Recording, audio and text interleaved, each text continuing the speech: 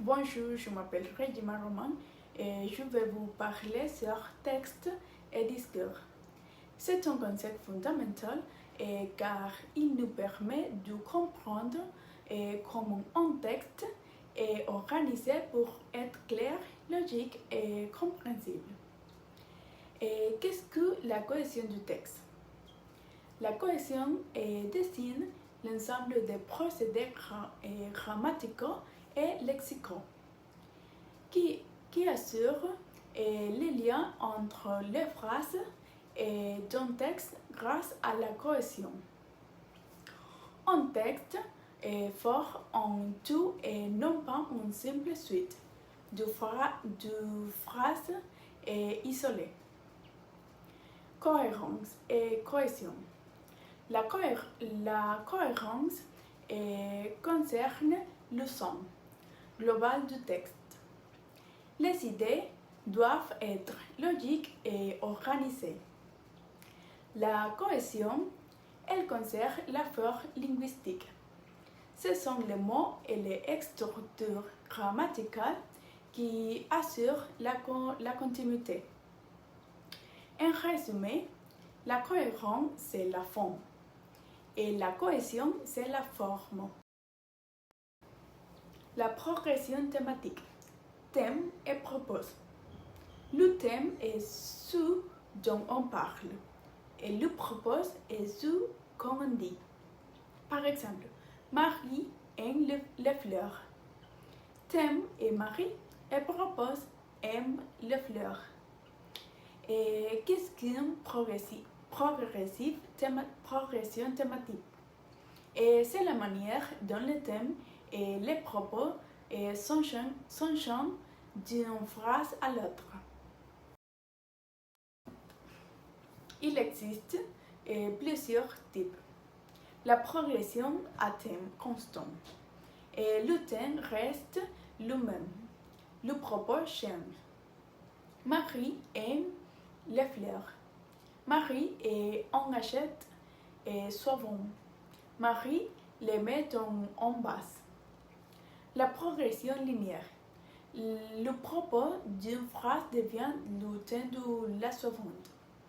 Marie a un jardin. Ce jardin est très coloré. Et ces couleurs attirent les papillons. La progression à thème dérivé.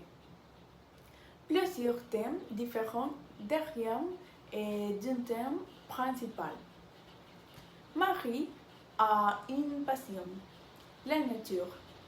Elle aime les fleurs, les arbres et les animaux. Et la combinaison est de différents types. Dans un texte réel, ces progressions peuvent se combiner. Et les différents types d'anaphores. Et qu'est-ce qu'une anaphore? Une anaphore est un mot qui remplace ou reprend un élément déjà mentionné dans le texte. Elle évite les répétitions et renforce la cohésion. L'anaphore pronominale. Utilisation d'un pronom. Par exemple, Anna est arrivée. Elle était en retard. L'anaphore nominal. Et remplacement par un synonyme ou un groupe nominal. Par exemple, Anna aime son chat. L'animal est très affectueux. Et les autres anaphores. Et d'autres catégories que le pronom et le nom peuvent parfois être en emploi. Et un emploi est anaphorique. Par exemple, ainsi, la, précédent, suivante, tel, faire. Éventuellement accompagné du pronom neutre le. Et les connecteurs. Qu'est-ce qu'un connecteur?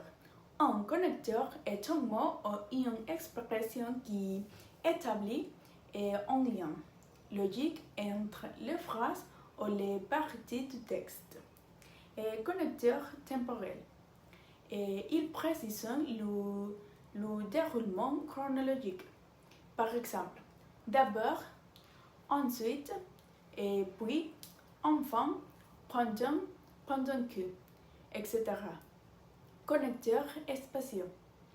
Ils précisent l'organisation spatiale de ce qui est représenté par le texte. Par exemple, ici, là, au-dessus, à côté, etc. Connecteurs logiques. Ils font progresser le texte en indiquant une relation logique. Par exemple, donc, cependant, en fait, pourtant. Et connecteur de reformulation. Il nous permet de préciser le sens d'une expression et il marque la fin du texte ou introduit un court résumé. Les connecteurs guident le lecteur et rendent le texte plus fluide. L'énonciation et ses marques. Énonciation et énoncé. L'énonciation, c'est l'acte du produit en énoncé dans une situation précise, avec comme locuteur, un destinataire, un lieu et un moment. L'énoncé, c'est le résultat linguistique de cet acte. Qu'est-ce qu'une marque d'énonciation? Et ce sont les traces linguistiques de la présence du locuteur dans le texte. Les dédicatifs, mots qui dépendent de la situation d'énonciation. Par exemple, je, tu, ici, maintenant, etc. Et les termes subjectifs expriment un jugement ou une émotion. Vaut et affront, malheureusement, etc.